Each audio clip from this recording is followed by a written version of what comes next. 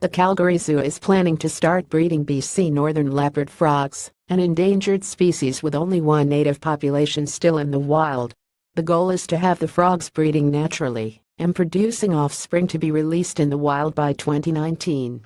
There have been a few efforts to recover the species, which is genetically distinct from other northern leopard frogs. But despite that work, the frogs live in the wild only in the Creston Valley, BC. They're under threat there from disease, road mortality and habitat loss.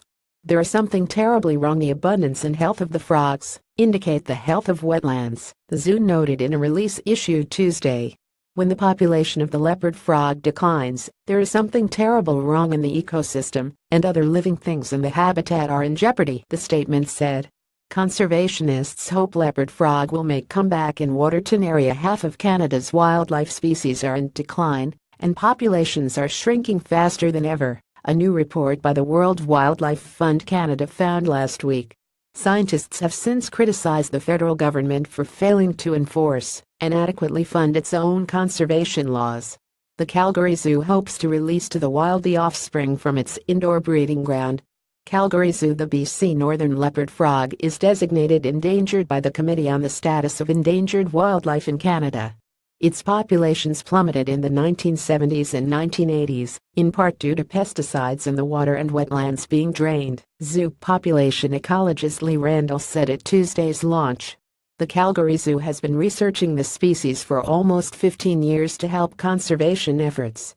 Its breeding program is the second in the country. Lee Randall is a population ecologist with the Calgary Zoo. Radio Canada. Some other breeding initiatives have had challenges, Randall said.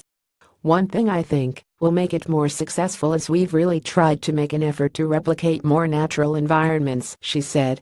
My thinking is if you have happy and healthy frogs, they're more likely to breed, and then we can have a better contribution to reintroducing in the wild.